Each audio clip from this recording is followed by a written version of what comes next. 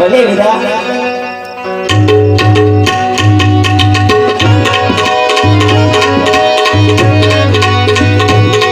તમે હનુમાન તમારું બજેલી મેની નજયા જવાન તમારું બજેલી તમને જને સને પીનો હર તમારું બજેલી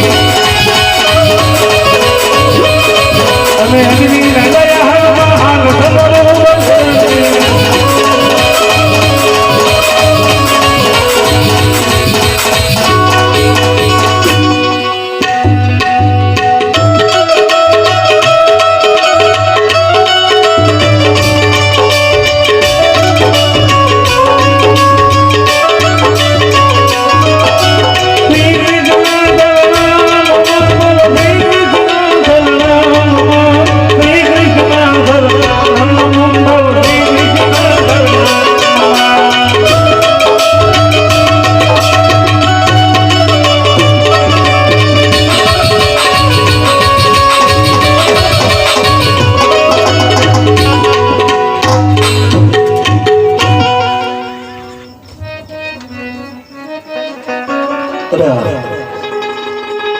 પ્રભુના દરબારમાં પહોંચી ગયો.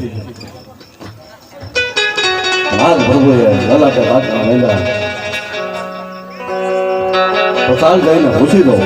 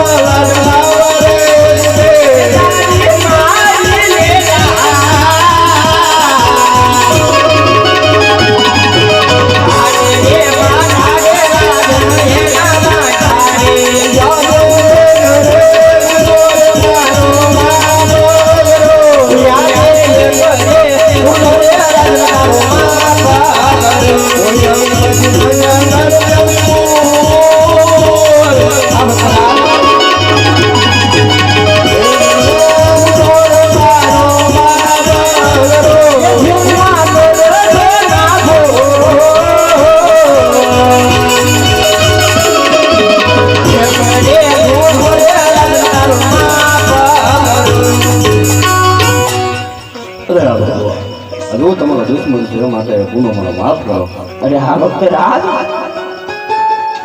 આજે તમે જે કાંઈ ભૂલ કરી છે એ ભૂલ તો અજાણમાં થઈ છે ભક્ત રાજ. માટે અજાણમાં થયેલી ભૂલ હંમેશા માટે માફ જ હોય છે ભક્ત રાજ. અરે હા ભક્ત રાજ આજ મને એક વાત સમજાવો. આજ મેં તમને માયા આપી, મિલકતી આપી, મેં આજે જાની આપી, દોલતી આપી, અને આજે તમને કઈ વસ્તુ દેવામાં ખોટે રાખી કે તમારે તે પોકરા નગરી મારી દ્વારકા નગરી આવવાનું કારણ. અરે પ્રભુ આપ જાણો છતાં ભક્તોની કસોટી શા માટે કરો? અરે હા ભક્ત રાજ આજ હું ત્રિલોકનો નાટકાળીય ઠાકર બધું જાણો છતાં આપના મુખે સાંભળવા માંગુ છું. તો સાંભળો પ્રભુ, એક મારો સવાલ છે, એક મારો ફરમાન, એ માટે દ્વારકા સુધી આવ્યો હતો પ્રભુ. અરે હા ભક્ત રાજ આમાં શું તમારો સ્વાર્થ છે ને શું તમારો પરમારથ છે તેની મને વિવિધ જાણ કરો. અરે હા પ્રભુ, આજ પરમારથ વિશે વાત કરતો હોય ને પોગલન ઘરની જિંદગી ધરતી પર ત્યારબા નામનો રાક્ષસ મનુષ્ય કાંઈ પંખી કાંઈ રહેવા દેતો નથી પ્રભુ, એનો તો ઉદાસ કરો.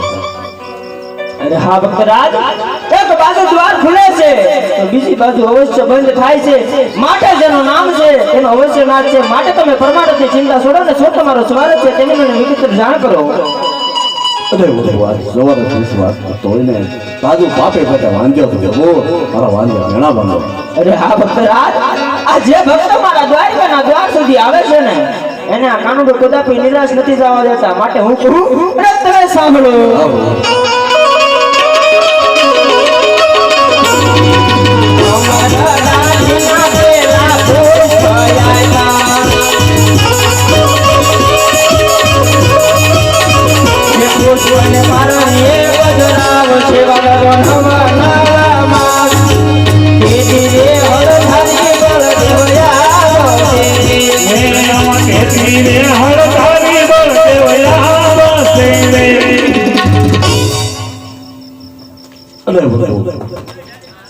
વેગ પુષ્પની આશાએ દ્વારકા સુધી આવ્યો નથી પ્રભુ.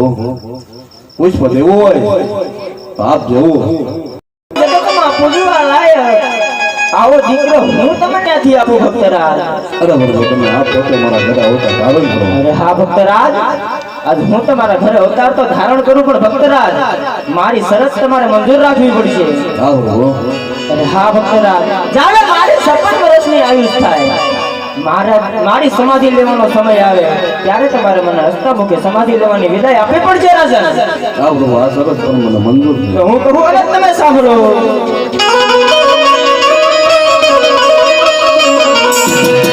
અમારા